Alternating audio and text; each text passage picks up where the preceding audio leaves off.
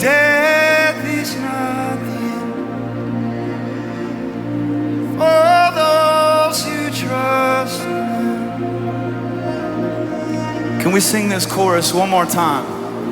I know a lot of us are on the phones and a lot of us are taking this in. But if we could have one moment with all of our attention pointing to the one who created us, who loves us the most, and nothing that you could do could ever make Him love you any less, any more. Can we give Him just about 30 seconds of our undivided attention as we sing this chorus with our hands to the heavens today, surrendering everything that we're feeling, that we're facing, that we're wrestling with, knowing that He is sovereign, He is higher, we can trust Him. Come on, let's worship Him here.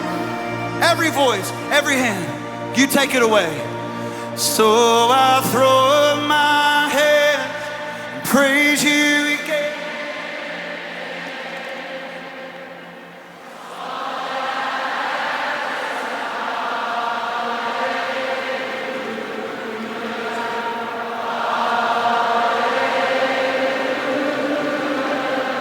I know it's not much, nothing else.